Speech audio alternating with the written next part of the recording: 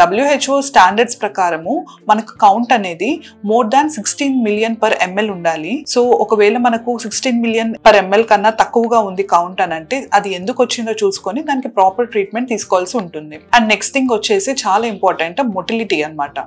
So మనకు count ఎంత ఉన్నా కూడా కదలికలు అనేటివి తక్కువగా ఉన్నాయి అని అంటే మనకు ప్రెగ్నెన్సీ వచ్చే అవకాశం తక్కువగా ఉంటుంది. ఎందుకనంటే స్పర్మ్స్ అనేటివి ఇక్కడ వెజైనా దగ్గర డిపాజిట్ అయిన తర్వాత మనకు ఈ స్పర్మ్స్ అనేటివి all through the uterus travel అయిపోయి మనకు ఇక్కడ ఫెలోపియన్ ట్యూబ్ దగ్గరికి వెళ్ళి అక్కడున్న ఎగ్ తో మీట్ అయ్యి అక్కడ పిండం ఫామ్ చేయాల్సిన అవసరం ఉంటుంది. సో ఒకవేళ స్పర్మ్స్ కి మనకు కదలిక అనేది లేదు అని అంటే అవి ఇక్కడ నుంచి ఇక్కడ దాకా వెళ్ళలేవు. సో వీళ్ళ స్టాండర్డ్ ప్రకారం ఏంటనంటే వేగంగా ముందుకు వెళ్ళే కణాల పర్సెంటేజ్ అనేది 30% ఉంటే మనకు సహజంగా ప్రెగ్నెన్సీ వచ్చే ఛాన్సెస్ ఎక్కువ అని చెప్తారు. అండ్ నెక్స్ట్ థింగ్ వచ్చేసి ఆకారం ఎలా ఉంది, మార్ఫాలజీ ఆఫ్ స్పర్మ్ ఎలా ఉంది అనేది కూడా చాలా ఇంపార్టెంట్.